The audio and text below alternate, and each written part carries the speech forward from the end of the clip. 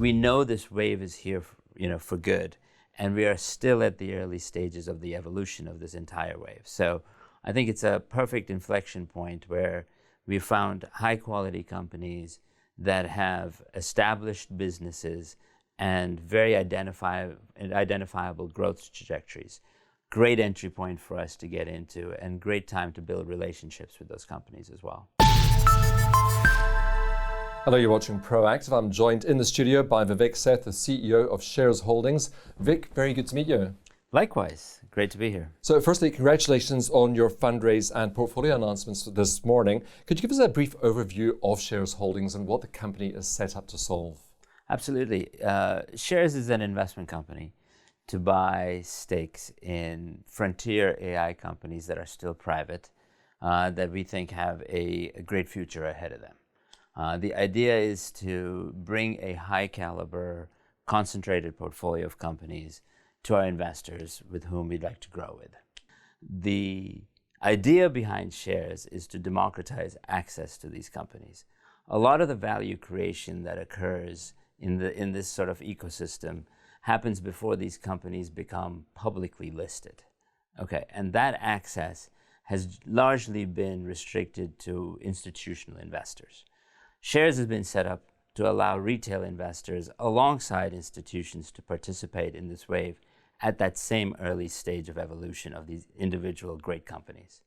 How did the company come about? Can you tell us a bit more about the founders and management? Happy to. It's actually been a very fortuitous, confluence of events that has brought us all here together. Shervin, Sohail, and I have been working together for almost 30 years, investing in late-stage private tech companies, since the early 2000s, actually. Our partners in this venture, NOIA Capital, had been investing and doing the same thing for late-stage, AI companies over the last couple of years as well. So we all kind of came together to sort of say, hey, if we can create a permanent vehicle that has the right stakeholders on both sides of the fence, I think we can create something special. And that's really what we're looking forward to doing here. You mentioned a portfolio of frontier AI companies. Could you give us some names, please? Of course. We're really excited about our portfolio. Anthropic is actually our lead name in the portfolio today. Of course, they've been in the headlines a lot, so don't need to talk about them specifically too much. Other companies in our portfolio include the likes of Stripe, Colossal Biosciences, SandboxAQ, and Figure AI. That's the portfolio as we stand today, but we're really in late stages of bringing in a whole new fold as we grow with the capital that we raise. I mean, the rise of AI platforms has been difficult to miss recently. Why is now the right time to launch Shaires Holdings? When you've been in these mega trends, it's always debatable as what exactly is the right entry point. But I think a lot of the pioneering early stage investment in the AI cycle is already completed. We know this wave is here, for good, and we are still at the early stages of the evolution of this entire wave. So I think it's a perfect inflection point where we found high quality companies that have established businesses and very identifiable growth trajectories. Great entry point for us to get into, and great time to build relationships with those companies as well. Apart from what you raised through institutional channels, you've also introduced a retail offering alongside. Why include UK retail investors in this? Well, that's a foundational thesis of Shaires. We want all constituents of investors to participate in this vehicle on the same terms and at the same time, and provide liquidity for them as well. So I think that in the UK, there has not been enough opportunities for retail investors to make a diversified, I'd say reasonable investment in a portfolio of AI companies, particularly those that are still private. And you've in the US, you've seen some of that, but there's a lot of noise in the marketplace. We'd like to go to a place where it's pretty easy to identify us and see our sort of unique characteristics, which is why the UK is particularly suited for this. Setting aside your own shareholders, what are the benefits for the portfolio companies and their shareholders?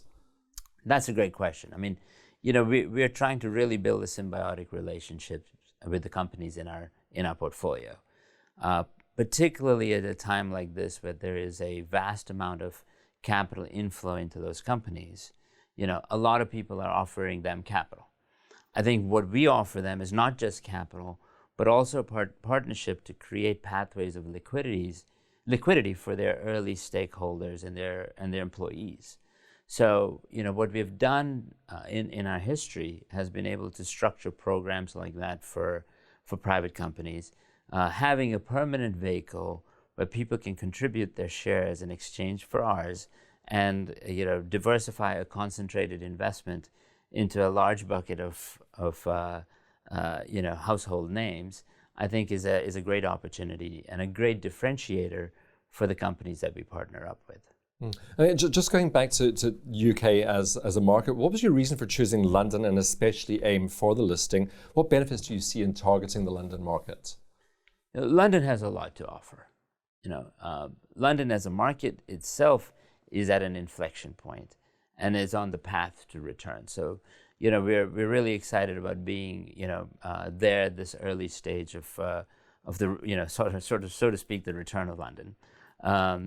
What is particularly unique about the AIM opportunity is we are able to set up a internally managed company, which allows us to really align ourselves, all the stakeholders, including management and investors and our in-kind contributors, to participate, equally as we continue to grow. The other markets, actually, you have to structure them more as funds. So, we believe that this structure is far more aligned, number one. Number two, there's also a need in the marketplace for investments of this like. And, we'd rather go to a place where we're invited in and there's a need to be met, rather than a crowded place where you may not be able to distinguish yourself. It sounds like a very exciting period for the company. What sort of news flow can we expect in the short to medium term? We go as our companies go. At the end of the day, we're excited about our portfolio. We expect to see a lot of news from each of those portfolio companies because there's a lot happening in the space. Things are happening very quickly. So we're looking forward to a flow of information from them.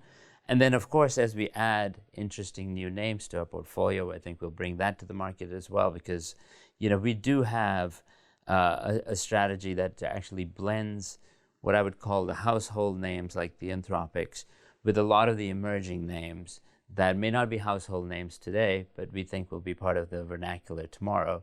Well, exciting times ahead. Thank you so much for coming into the studio. I hope you'll keep us updated with your progress. Absolutely. Happy to do it. That's Vivek Seth, the CEO of Shaires Holdings.